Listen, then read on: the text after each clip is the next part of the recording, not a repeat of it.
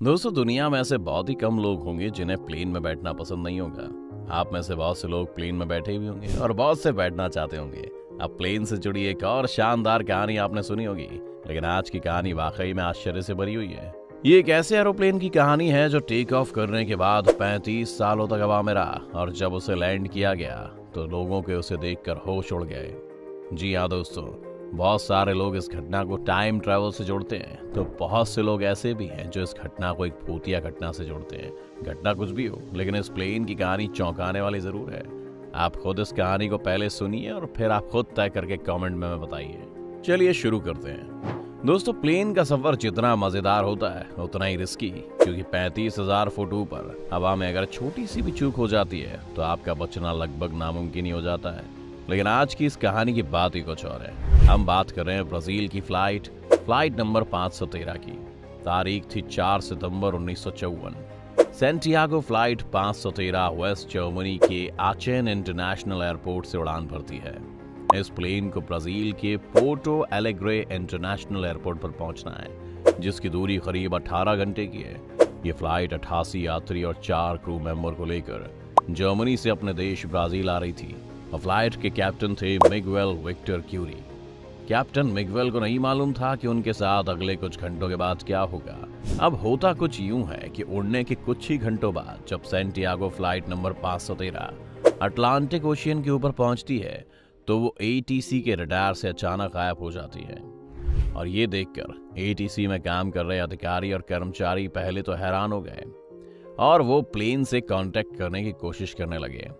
जब कुछ मिनटों बाद भी फ्लाइट रडार पर नजर नहीं आई तो उनके होश उड़ गए और उन्हें कुछ भी समझ में नहीं आ रहा था कि यह फ्लाइट अचानक से कहां चली गई है, और वो एरोप्लेन से लगातार संपर्क साधने की कोशिश करने लगे। मगर सेंटियागो फ्लाइट नंबर 513 की ओर से कोई जवाब नहीं मिल रहा था। ये देख तत्कालीन एटीसी की सभा बुलाई गई, जिसमें ब्राजील और जर्मनी के कुछ उच्च अधिकारी शामिल थे। सेंटियागो फ्लाइट के अचानक गायब होने की वजहों पर बात होने लगी, मगर किसी को कोई रास्ता समझ में नहीं आ रहा था। इसलिए एटीसी ने खोजकर्ताओं की टीम बनाई और उन्हें अटलांटिक ओशियन के लिए रवाना कर दिया, क्योंकि जब प्लेन का कनेक्शन एटीसी के रडार से टूटा तब वो फ्लाइट अटलांटिक महासागर के ऊपर उड़ रही थी। आमतौर पर जब कभी भी ऐसा होता है तो ये मान लिया जाता है कि कोई दुर्घटना हो गई है और प्लेन किसी हादसे का शिकार हो गया है। इस केस में भी एटीसी को लगा कि सेंटियागो फ्लाइट नंबर 513 किसी दुर्घटना के शिकार हो चुकी है। मगर जब खोजकर्ताओं की टीम अटलांटिक महासागर पहुंची तो उन्हें वहां कोई भी क्रैश हुए एरोप्लेन का मलबा नहीं मिला और ना ही सफर कर रहे किसी भी यात्री की बॉडी। फिर एटीसी की ओर से ये अनुमान लगाया गया कि हो सकता है कि प्लेन अटलांटिक महासागर की गहराइयों में चला गया हो, और इसके लिए भी एक टीम बनाई गई। खोजकर्ताओं की टीम ने करीब हर वो जगह छानबीन कर ली जहां प्लेन के होने की उम्मीद थी, मगर प्लेन का कोई सुराग नहीं मिला। एरोप्लेन के इस तरह से गायब हो जाने की वजह से सफर कर रहे यात्रियों के घरवाले बहुत दुखी थे और जानना चाहते थे कि प्लेन के साथ आखिर हुआ क्या। सेंटियागो एयरलाइंस के पास इसका कोई जवाब नहीं था। कुछ दिन बीते हफ्तों में, कुछ हफ्ते बीते महीनों में और कुछ महीने बीते सालों में, मगर प्लेन का कोई सुराग नहीं मिला। इस तरह करीब 2 साल तक सर्च ऑपरेशन चला और आखिर में इस सर्च ऑपरेशन को हमेशा हमेशा के लिए बंद कर दिया गया। अब तारीख आती है 12 अक्टूबर 1989 की।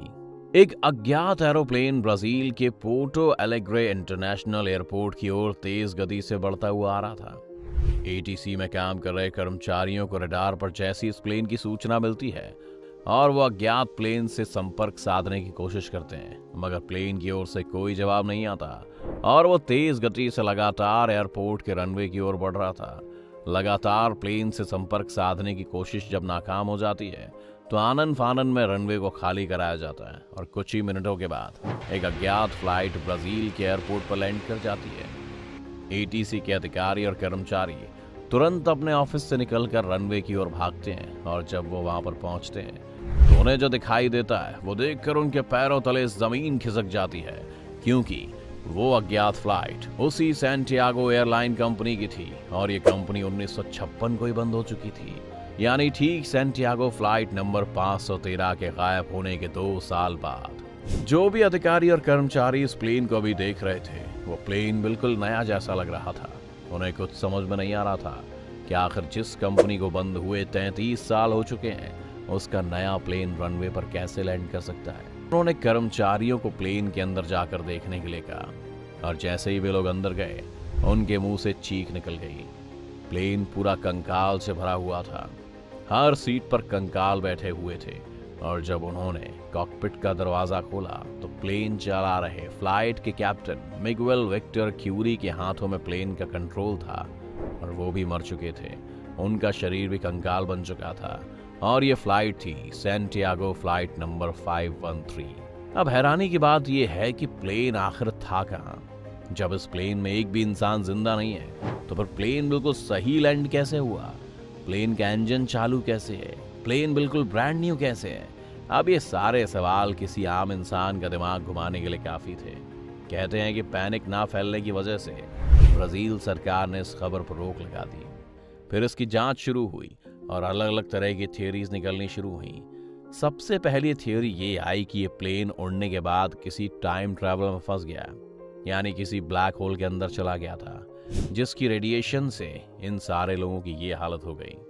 दूसरी थ्योरी ये आई कि किसी एलियन का शिकार हो गया ये, और तीसरी थ्योरी ये आई कि ये किसी इंसानी साजिश और एक्सपेरिमेंट का नतीजा है। लेकिन ये सब सिर्फ और सिर्फ थ्योरी थी। इसका कोई भी पुख्ता सबूत नहीं था कि इसके साथ क्या हुआ था, और ये सवाल आज भी सवाल ही हैं। ब्राजील की सरकार ने इस घटना को बहुत छुपाने की कोशिश की, मगर 1989 में फेमस पत्रकार एडविन फिशर ने इस घटना से पर्दा उठाया।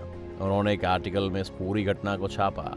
जैसे ही घटना अखबार में छपी, लोगों के बीच फैली सैंटियागो नंबर 513 की कहानी ऐसे फैली जैसे जंगल में आग।